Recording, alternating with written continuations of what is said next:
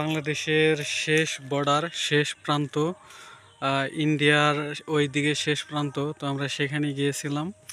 এই যে চ্যাংখালি বর্ডার, এটা 0 কিমি।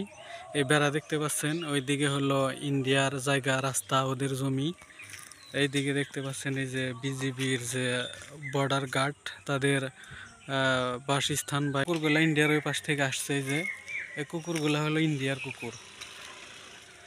কুকুরের জন্য ধরা বাঁধা কোনো নিয়ম নাই, যত নিয়ম সব মানুষের জন্য। এই যে তারা বর্ডার কিভাবে ক্রস করতেছে দেখছেন। এই যে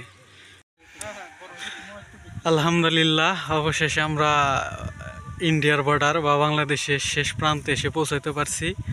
ওই যে একটা ফ্ল্যাগ দেখছেন সাদা, সেটা হলো একদম সীমানার শেষ প্রান্ত। তো এখানে আর বেশি যাওয়া যাবে না, ওখানে গেলে হয়তো বা বিভিন্ন ধরনের প্রবলেম হবে। তো মহান আল্লাহ তাআলার কাছে হাজার হাজার শুকরিয়া। এইদিকে দেখতে পাচ্ছেন যে কাঁটা তারের বেড়া। বেড়াগুলো আসলে এদিক থেকে আমি আপনাদের দেখাইতে পারতেছি না, বা দেখানোটা একটু কষ্টসাধ্য। তবে তারপরেও দেখানোর খুবই চেষ্টা করতেছি। ওই যে দেখতে পাচ্ছেন চারোদিক দিয়ে কাঁটা তারের বেড়া, এগুলো হলো ইন্ডিয়ার জমি।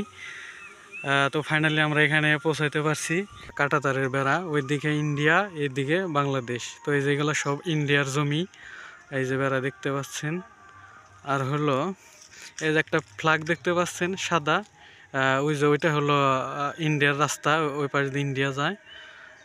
তো দেখলাম ঘুরে, অনেক ভালো লাগলো। এখানে আমরা প্রবেশ করছি চ্যাংখালি, ওইখানে দিয়ে আমরা প্রবেশ করছি। তো মোটর সাইকেলে নিয়ে আসছি। আমাদের জার্নিটা ছিল অনেক কষ্টের বা ইয়ের। এই যে কাঁটাতারের বেড়া দেখছেন। তো সবাই অনেক ভালো থাকবেন।